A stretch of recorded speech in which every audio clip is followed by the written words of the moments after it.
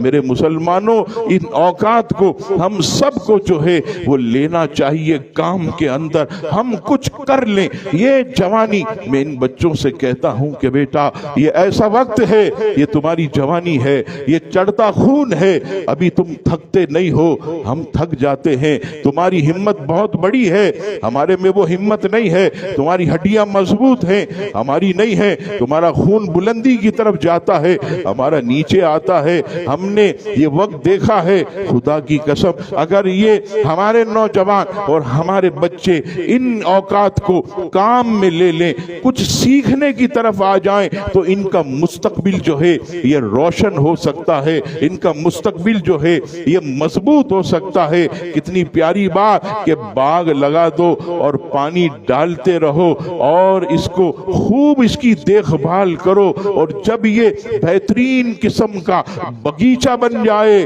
آرام سے بیٹھے رہو، پھر آرام سے پھل توڑ توڑ کے کھایا کرو۔ یہی جوانی کا عالم ہوتا ہے۔ ابھی ظہر میں ہی ایک شخص جو ہے وہ مجھ سے بات کر رہے تھے، بالکل بزرگ آدمی تھے، لیکن میرے برابر میں جو ہے ایک بچہ جس کی عمر 19 سال ہوگی، وہ ظہر کی نماز میں بیٹھا تھا، تو وہ بزرگ جو ہے وہ کہنے لگے کہ ہائے آج کی مبارک رات ہے، اب تو ہمت بھی نہیں ہوتی کہ ہم جو ہے عبادت کریں۔ غالباً ان کی عمر 70 پلس ہوگی، بالکل کمزور سے تھے۔ میں نے کہا حاجی صاحب آپ میں اور آپ اپنے آپ کو چھوڑ دیں، یہ نوجوان دیکھیے بچہ بیٹھا ہے، الحمدللہ۔ یہ کون ہے؟ میں نے کہا یہ جوان ہے۔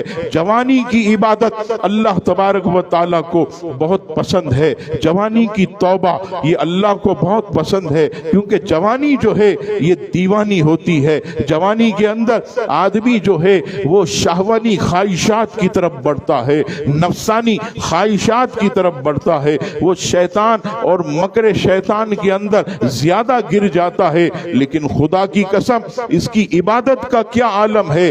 امام غزالی رحمت اللہ تعالی علیہ اپنی کتاب احیاء العلوم میں نقل کرتے ہیں، فرمایا کہ ایک بوڑھا 200 رکعتیں پڑھے اور ایک جوان جو ہے یہ 2 رکعتیں پڑھے، تو بوڑھے کی 200 رکعتوں سے جوان کی 2 رکعتیں افضل اور بہتر۔ اس کا ثواب کیوں؟ وجہ کیا ہے کہ وہ جوان ہے۔ اس وقت شیطان جو ہے ایسے اس کے ساتھ لگا ہوا، ایک طرف جو ہے عشق مجازی بھی ہے، ایک طرف جو ہے مال و دولت بھی ہے، ایک طرف جو ہے عزیزان گرامی یہ گھومنا پھرنا اور سیاحت بھی ہے۔ لیکن آپ دیکھیے یہ نوجوان جسے اس عمر میں اللہ سے محبت ہو جائے، اس کے حبیب سے محبت ہو جائے، تو اللہ تعالیٰ اس سے کتنا خوش ہوتا ہے۔ اور ایک حدیث پاک میں نے پڑھی، کلیجہ ٹھنڈا ہو گیا۔ ایک نوجوان جوانی میں بڑی عبادت کی، ریاضت کی، وہ نمازیں پڑھتا تھا، اس کے علاوہ نوافل بھی پڑھتا تھا، تلاوت قرآن کرتا تھا، کثرت سے درود پڑھتا تھا، تسبیحات کرتا تھا۔ لیکن جب وہ جوانی کی دہلیز کروس کرتا ہے اور جب وہ آتا ہے بڑھاپے کی طرف، اب اتنی عبادت نہیں کر سکتا، اب صرف جو ہے مستحبات اور فرائض اور واجبات ادا کرتا ہے۔ حدیث پاک میں آیا فرشتے پوچھتے ہیں کون سا نیکیاں لکھنے والا؟ یہ فرشتہ رب کریم کی بارگاہ میں عرض کرتا ہے مولا اب یہ بندہ تیرا بوڑھا ہو گیا، یہ جوان تھا، یہ عبادت بھی کرتا تھا، ایکسٹرا عبادت کرتا تھا، ایکسٹرا تلاوت کرتا تھا، اب بوڑھا ہو گیا، ہڈیوں میں جان نہیں ہے، کمزوری آ گئی، مولا کیا لکھوں، ثواب کیا لکھوں؟ رب کریم فرماتا ہے اے میرے فرشتوں، یہ جوانی میں جو عبادت کرتا تھا بڑھاپے میں بھی یہی اجر و ثواب اس کے لیے لکھ دو۔